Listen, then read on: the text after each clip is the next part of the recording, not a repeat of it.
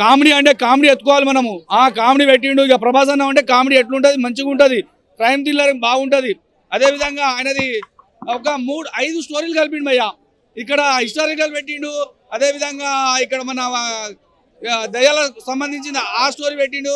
అదేవిధంగా ఒక బామ్మ మొత్తం మీద ఇస్తుందంటే ఒక బామ్మ ఉంటుంది భయ్య. ఆ బామ్మ కోరిక తీర్చడానికి ప్రభాసు ఏం చేస్తాడో అనేదే దీన్ని అసలైన స్టోరీ లైన్ అన్నమాట.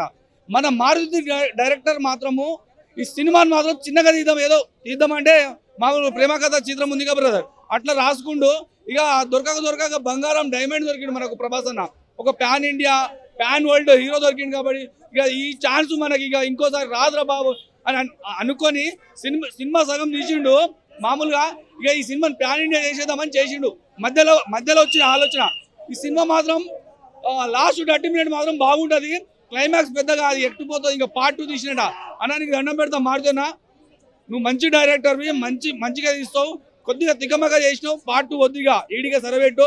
సినిమా అయితే 30 మినిట్స్ తప్ప మిగతా ఏం స్టప్ లేదు. 1000 రూపాయలు పెట్టినావు, ఆగం పట్టించిండు. నైట్ చూసిన సినిమా ఆగం పట్టించిండు. కామెడీగా ఇందులో డూపు ప్రభాస్ ఎక్కువైంది. మన ప్రభాస్ అన్న ఎక్కువ చూడలేకపోయినాం. ఆయన ఆ ఫీలింగ్ అయితే నాకైతే రాలేదు. నిజంగా ఆ ఫీలింగ్ అయితే నాకైతే రాలేదు. సాంగ్స్ బాగానే అనిపిస్తాయి కానీ ఎక్కువ ఎక్కలేదన్న, నాకైతే నచ్చలే. అదేవిధంగా హీరోయిన్లు ఉంటారు, మన హీరోయిన్లు ఉంటారు, 3 హీరోయిన్లు ఉంటారు.